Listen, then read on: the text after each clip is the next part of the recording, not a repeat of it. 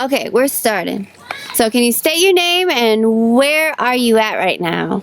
Well, I'm Robert. Sometimes people call me Bob. Bob Harford, spelled Harford. So you have to call me Hartford.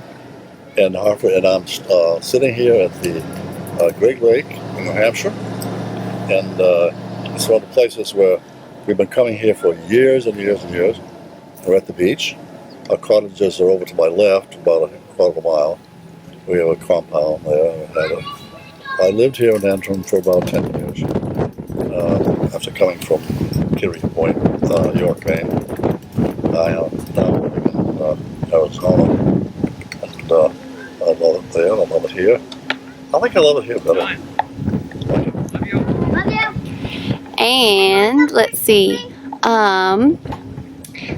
Starting off where we left off yesterday, we went through some of your career and some of your family life and everything. And I was wondering if we can get to some of the silly stuff, some of the little may seem insignificant, but just so if somebody really wanted to know you.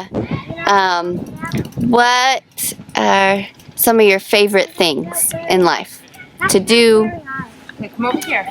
Well, you know, when you live my age, a lot of favorite things. As you sit down here and talk to the interviewer, it's hard to come up with exact same things. I may say something, I may want to change it. They're trying to do something But over here, so let's come over this side. I think some of the things that we've done in our family, especially some of the younger children, we've done a lot of traveling in foreign countries, and was good for them. I had 3 graduate from school, high school in 2 different countries. 2 graduated in the Far East and in Japan at a Department of Defense high school. I had 1 graduate from school in Italy. I worked for NATO, also a Department of Defense school. And I was happy for that because they got a good rounded education in their countries. And I think they'll never forget it. I think that was a good move on my part to do that, even though I had some feelings of not doing accept jobs in other parts of the world. But I think they gained a lot. I had a son who played football for their one of the high schools, the DOE in Japan. Became a real good superstar in football and in track. And, you know, that's good. And anyway, most things like that live in my mind, and I'm glad we made that move to do that. And I enjoyed myself as I traveled and got to know that part of the world, 2 parts of the world, Far East and also Europe. Let's see, and we were talking about this a little bit earlier. What would you want what do you want to be remembered for? What do you want people to think of when they think of you? And what do you want your legacy to be?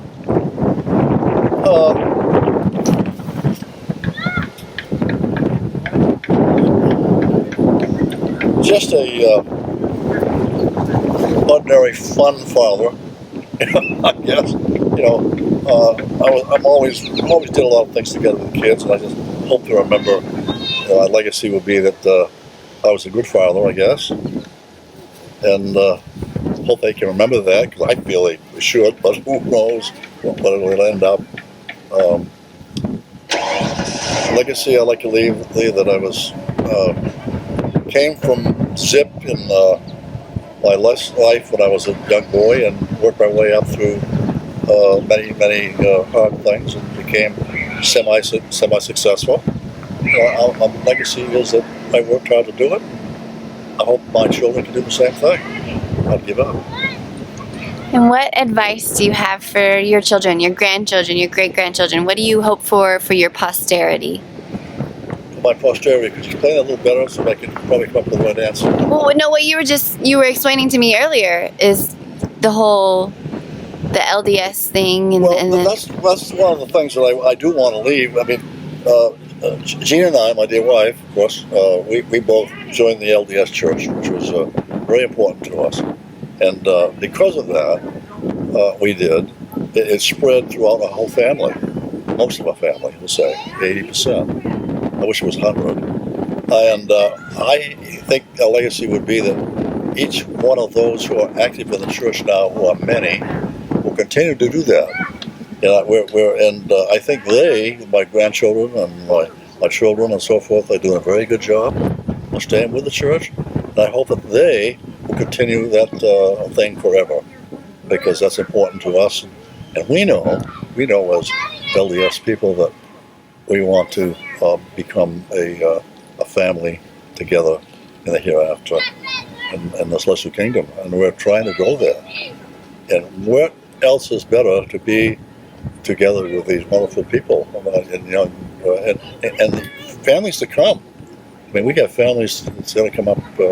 Every one of my grandchildren and children have children still haven't, populating the earth, you might say. And we hope that they'll continue to be LDS and be a member of the church, and we can all be there together. That's what we're thinking about. And everything we do, we think about the celestial kingdom. Maybe odd to some people to think I'm saying, but it's very true. And we stay together forever. And one of the things we say in our community, church, families are forever. And I really think that we want that to happen. And it's a great thought for all of us. Not only myself, my dear wife Jane, we talk about that a lot. Awesome. All right, Grandpa, anything else you can think of that are some of your favorite time with your kids or with your wife, or one of your favorite places to live, or neat memories? One of the things that have been favorite, you might say there's so many, that for my own kids, my own 5 children, is our togetherness and fun we had. As I mentioned once before about our outdoor life we had. And I think that's great. We spent a lot of time camping. I think that that's my favorite memories in life has always been with all the gang gets together. All my grandchildren and children and their wives and their kids. I mean, that's a time when I know that Jane, my dear wife, and I enjoy life at the fullest, because when they're here today in this place in New Hampshire, and at the Gregg Lake, most of them are right here. And I think that both myself and Jane are the happiest when they're here and being around them. Love them all, but sometimes I forget the names, and I'm so sorry about that, but I wish each kid would have a little sign on who they are, because there's so many, but it's fun. Define happiness, or what you've learned in your life, how to be truly happy. Well, first of all, you got to go on a cruise. First, you got to go to Hawaii. This is not first, but they're fun times. First, I think one of the things that we're happy doing is visiting, and happy and traveling to see our children. About every year, we try to see all the grandchildren that we can, and all the children.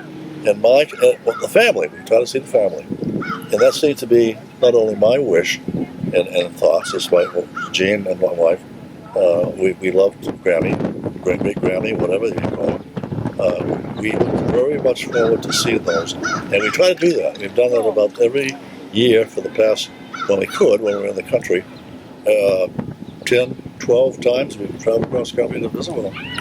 And they're so far away. We get some in Vermont, we get some in New York, we get some in Texas, we get some in California, we get some in Florida. And how are you going to see all those kids? Well, we go see them, and that's part of our whole life. We love it. We look forward to it. Thank you for doing that too. Thank you for coming to us. Yes. Even when we couldn't come to you, you came to us. Yes, we did. Yeah. We love it. And we hope that some of those kids will remember Granny and Grandpa, you might say. Great Grammy, great Grampa. And think about it. I know in their dull minds in the background, it'll come out, as they grow older. And I think it's important. And you want to talk a little bit about your writing? You were saying that... Writings? Yeah. Well, I mentioned before, I'd like to see some of those writings I've done. I had a column for different two or three different names, about 10, 12 years. And some of the stuff in there is really my own feelings. And some of the people won't write them, will listen to them and read them, will see my character come out. And I'm not trying to be, my, me, but it's not only myself, it's probably the character of the family too. It's just a lot of that comes out. And there's a lot of things in there in my writings that may not be anything to do with the family, but that's fun to read. And my baseball one, for example, I wrote. I played baseball and loved baseball. I never saw a real baseball game. That is a big league baseball game. I never had a mitt because I had to borrow one, and I never had a real white ball. It was a baseball that was covered with tape, black tape, because all of the hide was gone. Because all my older brothers and older kids had bat that ball around so much, with nothing left except the threads, and then we had to wrap it in tape. And I never had anybody play pass with me, except my next door neighbor. My father never did help me with the baseball. But anyway, those things I remember. I wish my father had played baseball with me, throw the ball back and forth, but it was a neighbor. And I wish we had a real baseball. My mother thought about that one day, so she bought me a baseball at the 5 and dime store. And I brought that beautiful ball out there, white as can be, and we put it into play. Well, it was pitched to one of my friends, and he hit it, and it blew up right there when he hit it. It was all nothing but sawdust. So I says, Mom, do not buy me any more baseballs. Oh dear, that was kind of embarrassing. But anyway, a lot of things that was funny. And one of the things we did a lot of time when we were kids, we fished a lot off the bridges, living in the water, I told you before. We would fish for day in, day out, just throw the line over the bridges in the salt water, just put up flounder like crazy. And those days there was millions of flounder, which was a great fish to eat. But I don't know, it never seemed to get on my table at home, so that it was good. We ate a lot of it, but lobster was plentiful. Now this is a secret, I don't want to, hope it doesn't go in the FBI files, but lobsters, when you catch a lobster in the Atlantic Ocean, they have to be a certain length. And against the law to get anything smaller. Well, anyway, my father used to get a big 2 bags full of lobster every so often, but they were shorts, they call them. They were illegal ones. He would get them for 50 cents a dozen, and we'd bring them home, and he would sit there at the kitchen table, covered with newspapers. And these short lobsters, illegal, oh dear, and when we threw the shells away, we made sure they got thrown and buried in the ground so nobody could find them. And the way we would do our lobsters, we would cover the newspaper over the table, and we'd break it with rocks. Everybody would run out and get a rock and sit on the table, bash the lobster, and we'll eat. And of course all the shells got on the newspaper. When we were done, we just rolled all the newspaper up and threw it in the garbage, and made sure that the lobster crops won't wash off. Whatever they call them. That's kind of funny. Yeah. And we had a good life. I had two brothers and one sister. And, we got along fairly well. We were, all 3 of the boys were different. Had a different character we were all different, every one of us. One was really ambitious, that was my brother Don, and I was the laziest of the group. And he would go to do anything for anybody for 25 cents or a nickel. When they offered me a nickel, I said, no thanks, I wouldn't take it. But I don't know, it's my character. But anyway.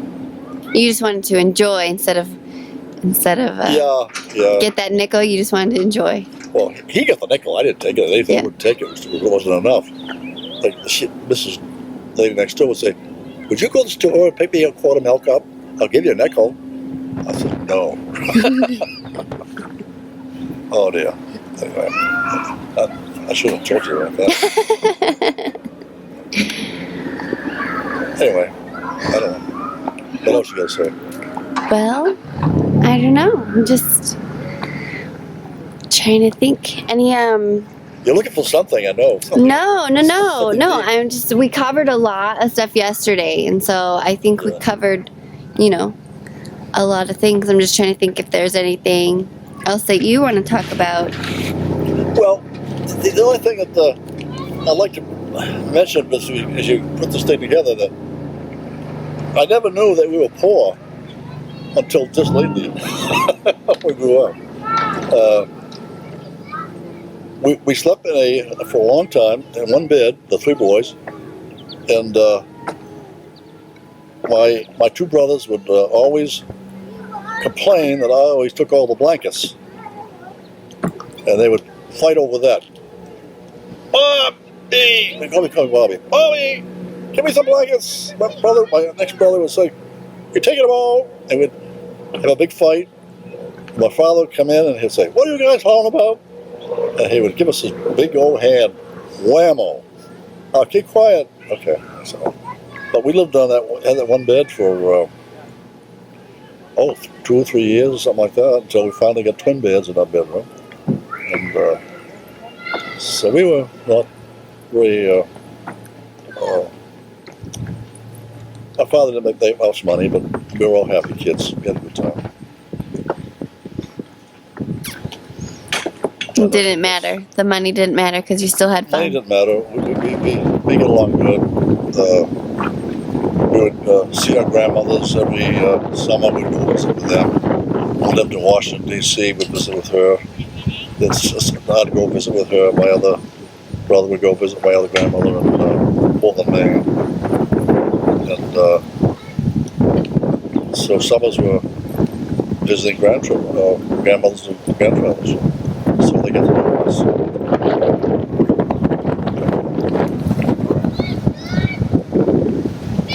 I don't know. I'm glad you got the ability to cut. Oh, yeah. Absolutely. Yeah. I think you could probably. Now, ask me something you can cut out and put in. I don't know. Anything else? Okay, we can do like fast ones. All right. Do you have a favorite movie? Yeah, you mentioned about favorite movie.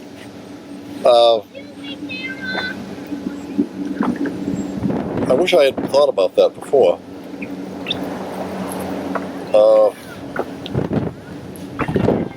I like war movies,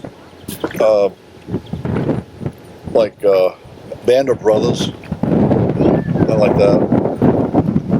I like some of the D-Day movies they put out that were good, but I can't remember the name of them. I like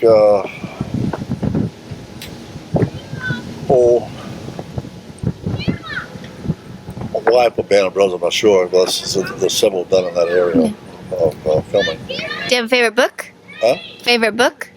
Favorite book? Captain from Castile. You probably haven't read that.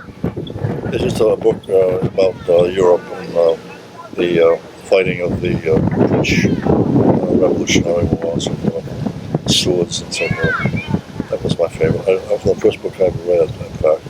It's funny when you read a book like that, and it was your first one. You actually went through all the pages and read it. You can always remember it. At my book reports, I'd read 2 pages and copy everything else down and fake it, and it never worked out that way. Let's see. Favorite color? Favorite color? I never gave it a thought.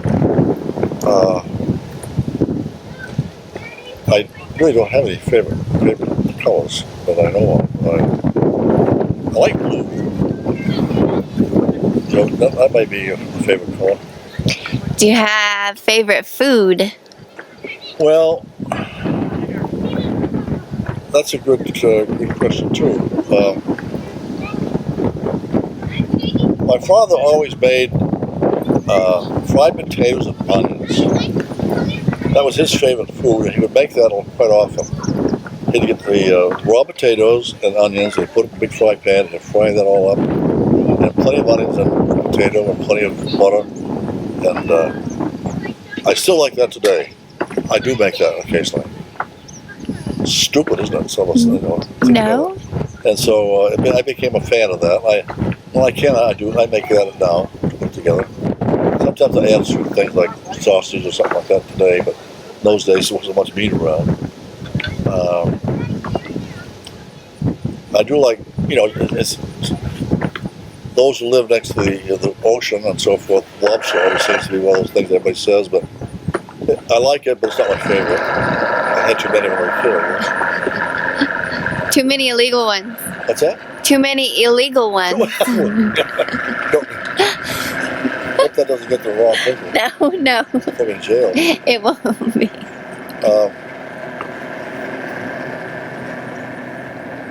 I like spaghetti. Let's see. What about let's think. I don't know. You already said so many. You already talked about the places that you lived and your family and your job and I can tell you a circus story. please do. Well, the circus used to come to town every year, the big circus, and what they would do, they would when they came in, the kids would carry water in buckets to feed the camels and the elephants, and they would get a free ticket to get in the big top. So the older boys used to do that, get a free ticket, work all day, whatever it is. So I was not very tall, a little kind of smaller than they were. So I came up to the ones that was doing it, and he says, "No, you're too small." So I was very disappointed I couldn't get my ticket to the big top. So I decided to get to the big top anyway. So what I did, the field where the circus was about half a mile from my home, and I snuck down the field and up to the big top area. Oh, I know. There was a dump nearby that was, I don't know what it was, but I was over there in this place where all these bones were there. And I found these, I said, my gosh, there must have been dinosaur bones. So I picked them up, and I said, what did I find here? This is I always had in my mind about finding things like that in Africa or something, bones of somebody, and I found this. I said, nobody ever knew what this was. I found it. As I stood there, I looked over, and there's a big top was right there. And so, anyway, the bones had nothing to do with it, except I found out later they were nothing but a slaughterhouse was there years before, and I thought I found something, that I'd be famous for. But no, it wasn't. But I wasn't. So I kept going to the big top as I crossed over the field, and I got to get into the circus. So I went down.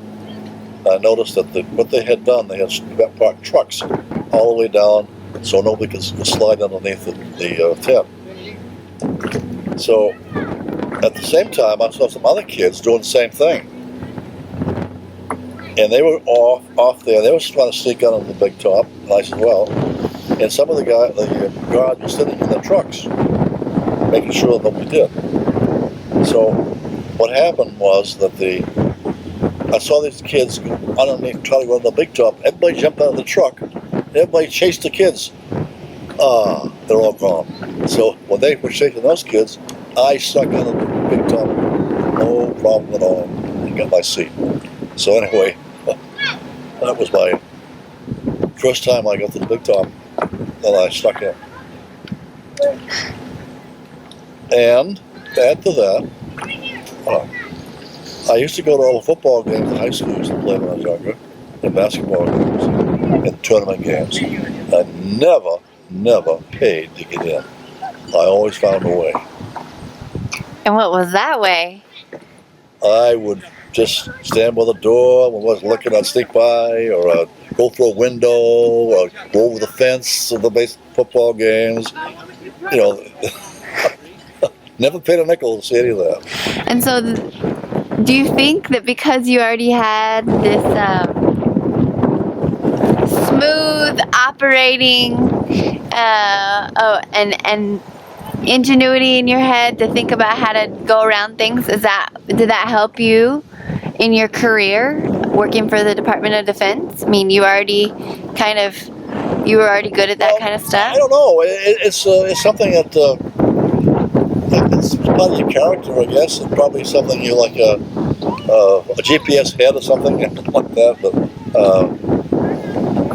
it's part of your intelligence or non-intelligence. I think it's less intelligence. No. Sure. But if you didn't have a nickel or a dime to get in the ball game, what are you going to do? Stay out and not watch it? I guess it's a drive to do something. That's what it is. And that's how I did it. And it was illegal, I know. I guess. I never thought of that when I was a kid, you know. Yeah, it's just kids. No. So my friend and I, we used to work together, and in fact, the mother and father used to take us to the ball game, to the baseball football game, and out of town, and they would go in and pay their ticket and leave us outside. They knew darn well how we'd get in, and we'd always have a good one. I should be a thief. I'm not, though. But instead, you worked for the government. Yes, I worked for the government. I was a thief. I took their pay every week. Any other work-related stories? What kind? Working for the Department of Defense? Well, I used to go on quite a few sea trials with some of the new ships, submarines. And some of the first time out, we'd have to dive down to test depth on the ships. And what we'd measure I didn't do this part of the job, but they would measure the hull with micrometers, you might say, to see when the hull was starting to compress because of the depth of the ship. And as you go down, we go down in increments, 500 feet, 600 feet, 700 feet, very slow, 800 feet. What you do when you're testing the work that the shipyard did and see if it's done right. If it's done wrong, we were in for trouble, you know what I mean? Whoops, the hull would collapse. And we get down to test depth on one of the submarines I was on, several weeks away. The first one I was on anyway. And all of a sudden I heard this big crash. Crash! Go! What the heck is that? I said, this ship is going to collapse. And no, it didn't. When you get down to a certain depth with these submarines, when it's just brand new off the welded, they take a set. The pressures on the outside somehow set the welds and everything in the ship. And when it does that, if it crackles like you think your ship's going to implode. And that was the first one I was on. I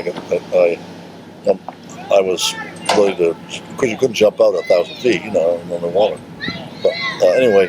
So every ship I went out after that, I knew that I was going to hit that point where the submarine would crackle and make it squeak and everything else at a certain depth. And I learned that. The first time I learned it, I was very I wanted to get out of there, but they thought it was gone. Anyway, that was a fun time, I guess. But I knew after that was better. So we went on many sea trials. One of them, we took one of the ships out. In fact, it's a ship that was in that's pulled up on land there in Portsmouth, the Albacore. You see that? Well, they pulled it up as anyway, I went on the Albacore on one ship trial, and we got out of dry dock. We had just done a big modification on it, and we went out to sea, and we were out there for about 4 or 5 hours trying to get the ship down, trying to bring the submarine down under the water. And we couldn't do it. we took about half a day trying to get the submarine to go down. Well, anyway, we decided that the reason why, to sink a submarine, you've got to put water in it. And you also got to put ballast in it.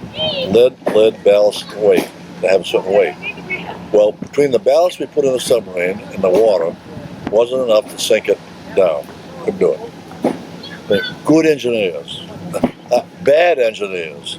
So we had to go back in, put it in dry dock, and put about another probably 5 tons of lead in the ship's bottom in order to make it go down. So next time we went out, yes, we did go down and wanted to do poor engineering, and that happens sometimes. And I don't want to blame it on submarines. It happens in a lot of things. Aircraft, moon launches, whatever. There's always a problem somewhere. And technology is difficult sometimes. When we get into submarines, we get into rockets, we get into spaceships. It happens everywhere. Even building forts, Chevys. Let's see. And you said you were sometimes friends with people in high places. What were the different people that you have met over the years? Yeah. Working for NATO, you sometimes get to see and meet a lot of people. And I had some friends in the Arab world that I ran into, some of the sheikhs of different countries, and we talked over politics and stuff like that. And but I always had to remember when I talked to them that when I said I liked a certain president, or did not like a certain president, I had to make sure that I knew his thoughts before I made any comments. So how does that work? If you work for NATO, does that like give you a ticket to just be friends with these guys? No. How did you actually become and meet them? Well, most of them wasn't officially, okay? Officially, I wasn't supposed to go out and meet them. I did it with my personality. One of the kings of one of the countries, he had a beach that he had all himself. He had his castle. One of his castles was at the beach. And what he did for foreigners like myself, he would allow them to use a nice sandy beach, and he had his little castle on the beach, you might call it. And he would give you a soda pop. They come in to swim and so forth. And when I didn't know it, he gave me, the soda pop was free. They had a big place for everything they wanted. So when I came in, I took a drink, and when I came out, I had another drink of Coke and so on. And I thanked him. He was just sitting on the porch. I said, "Thanks, Sheik," and I walked away. Next day I came down, and he remembered me. He remembered me saying thank you. So he says, "Come on over here." So that's how I met. I mean, you meet people sometimes, not officially, just because you happen to be with them. If they like to talk to you, they will. It isn't that you try to, and they might like what you're doing while you're there, and they might ask you. But officially, I had no contact with them. I did it on my own way. And, it works better than official type of thing. Because I'll tell you what happened. In one case, I had this sheikh of Kuwait, I think it was. I met him personally, and he was going out on a ship, his big ship anyway. Who are these people coming? Okay, it's all right. Anyway, he was going out on a ship on a diplomatic trip to another country like Dubai, and I know him well. We would discuss things and talked about things, unofficial and so forth. This is an official thing. He was going on his big yacht going to Dubai, I think it was, and he was walking down. I knew he was coming. They had a big entourage of guards all there and everything else, and he walked down the pathway, and I come up. I was going to say goodbye to him, and this big guard, about 8 foot tall, I think it was, 2 or 3 of them, with guns on their hips, were guarding him as he was going to his boat. And I was going to say goodbye. It's hello. And they told me to get away from here now. I said, "Oh, I'm a friend of his. Get away from here." Oh, okay. So anyway, it's very hard to talk to those people officially sometimes. And I found my own way to do it. It worked. Your personality got you by. Yes. Yeah, it makes sense. So I kind of met these people on an unofficial area of time and worked out good. Well, I never was appointed officially to go visit with any particular person. You know? My personality. No, I think they wanted to talk to me in one of those cases sometimes. I mean, they wouldn't let me just come out there and start. Well, again, I say officially it's a different thing, and non-official is a better way to do it. It works. So I'm not a super delegate, you know what I mean?